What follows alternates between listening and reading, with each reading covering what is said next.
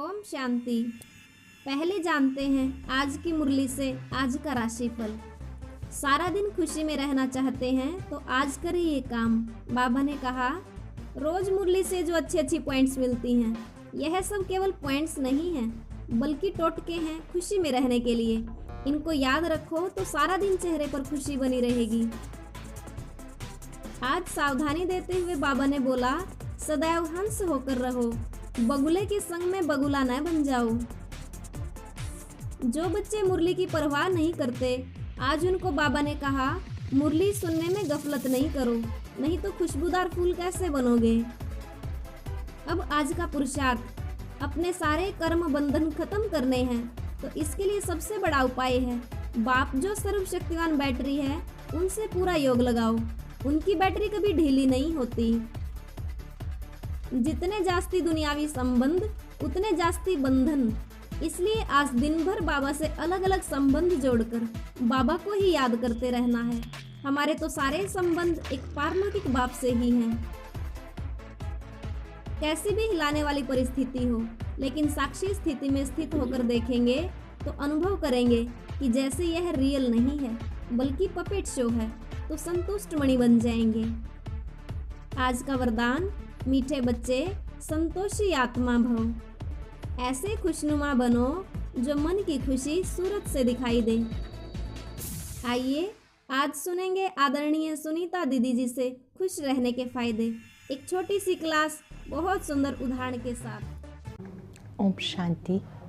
अगर आप मुस्कुराते हैं, आपकी मुस्कुराहट दूसरों के जीवन में खुशी का संचार करती है, शक्ति का संचार करती है। आपकी मुस्कुराहट दूर दूर तक जाती है। जब कोई कार्य आप मुस्कुराते हुए करते हैं तो सामने वाले को भी संतुष्टता मिलती है, आपको खुद को भी मिलती है। मैं छोटी सी एक बात सुनाती हूँ आपको जो मुझे बहुत अच्छी लगती है।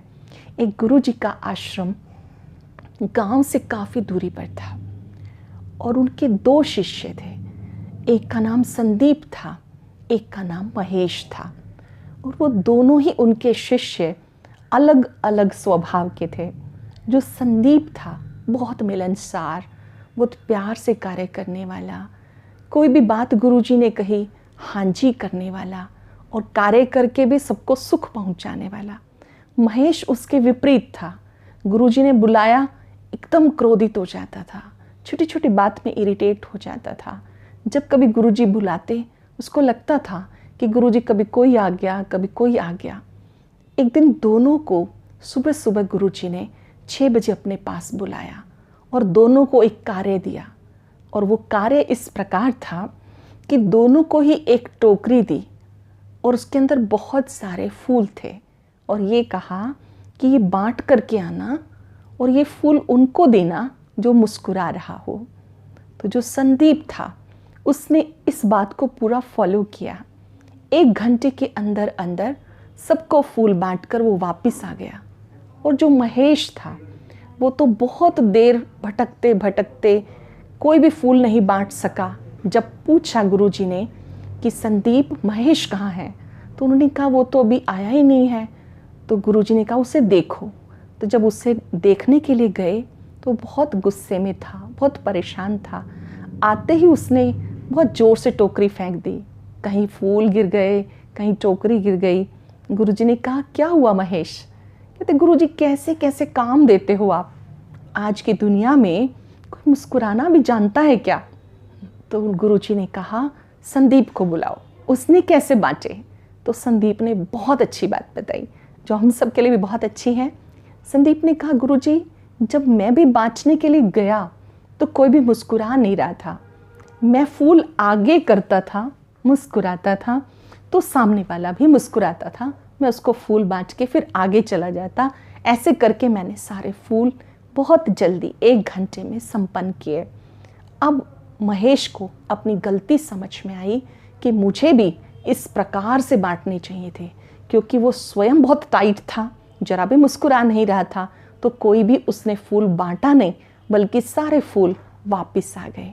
अब हम अपने आप को देखें कि जब हम कोई कार्य करते हैं, हमारी स्थिति संदीप जैसी होती है या महेश जैसी होती है? हम कोई कार्य मुस्कुराते हुए करते हैं या मजबूरी से करते हैं। अगर हमें लगता है कि हम बहुत टाइट रहते हैं, बहुत इरिटेट हो जाते हैं, तो आज से हम ये पक्का कार्य समझ करके करें कि हमें भी संदीप की तरह से मुस्कुराते हुए कार्य करना है, सेवा भाव से कार्य करना है, ज़रा भी इरिटेट नहीं होना है। जब हम मुस्कुराएंगे, हमें देखकर दूसरे मुस्कुराएंगे। विपरीत परिस्थितियों में भी आप अपनी जांच जरूर रखें कि मेरी स्थिति संदीप जैसी रही या महेश जैसी रही। निश्चित रूप से कुछ लोग महेश जैसी स्थिति में भी होंगे, पर आज दृढ़ संकल्प करेंगे कि अब हमें संदीप की तरह से मुस्कुराते हुए हर काम करना है। ये केवल समझने के लिए हम सब के लिए कहानी है कि इस जीवन के अंदर उतार चढ़ाव तो आएंगे ही, लेकिन हम हमेशा मुस्कुराते हुए कार्य करें। जो कुछ प्रभु ने दिया उसका थैंक्स करें, शुक्रिया करें।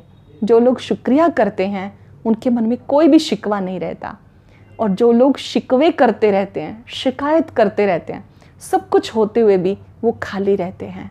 अगर कोई शिक्षक मुस्कुराता हुआ क्लास में जाता है तो क्लास के विद्यार्थी बहुत रिलैक्स फील करते हैं और पढ़ते समय उनकी जो ग्रहण क्षमता है काफ़ी बढ़ जाती है। अगर टीचर स्ट्रेस में जाता है तो बच्चों पर भी उस स्ट्रेस का बहुत इफ़ेक्ट पड़ता है।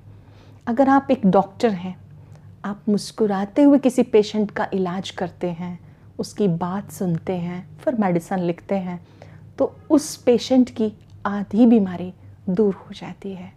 अगर आप बिजनेसमैन हैं, आपके पास कोई ग्राहक आया, आप मुस्कुराते हुए मिलते हैं, तो उसकी दिल होती है कि वो बार बार आपके पास ही आए।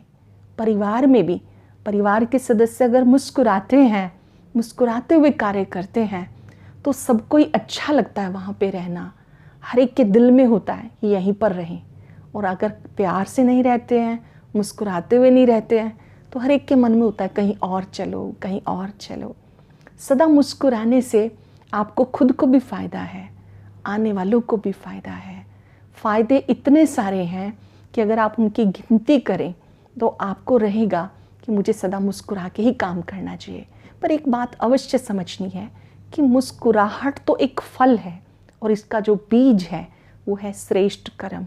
अगर आप अच्छे काम करेंगे तो आप सदा मुस्कुराते रहेंगे। आपके मन में आपको लगेगा जैसे कोई फाउंटेन लगा हुआ है और आप अंदर ही अंदर इतने प्रसन्न रहेंगे कि जैसे मैंने सब कुछ पा लिया। एक बार सोचो, प्रभु ने मुझे क्या क्या दिया। आपके पास अगर एक स्वस्थ शरीर है, ये भी आपकी बहुत बड़ी प्रॉपर्टी है। अगर आपके बच्चे सुसंस्कारित हैं, ये भी आपकी बहुत बड़ी प्रॉपर्टी है। धन्यवाद दे परमात्मा का कि आपने मुझे अच्छा स्वास्थ्य दिया, अच्छा परिवार दिया, अच्छा कारोबार दिया। जो जो अच्छा है, अगर आप उसका लिस्ट बनाएंगे तो आपके दिल से निकलेगा, प्रभु आपका शुक्रिया, आपका शुक्रिया। अगर आप एक दिन भी सच्चे दिल से शुक्रिया करते हैं तो आपके सारे शिकवे समाप्त हो जाएंगे। और तीसरी बात है, किसी का दिल ना दुखाना। हमारी वजह से अगर किसी का दिल दुखी होता है, परेशान होता है, तो वो नेगेटिव वाइब्स भी हमें बहुत परेशान करती हैं। प्रयास करें मेरी वजह से किसी को दुख ना पहुँचे। छोटी सी चीज़ है कि हम अपने बोल के द्वारा भी कितनों को कष्ट पहुँचाते हैं। कहते किसी को आप कुछ भी ना दे सको, 2 मीठे बोल तो बोल ही सकते हैं। गुड़ ना दे सको, कोई ऐसी बात नहीं, पर गुड़ जैसा मीठा सबको दे सकते हैं ना। तैयार हैं आप सब देने के लिए?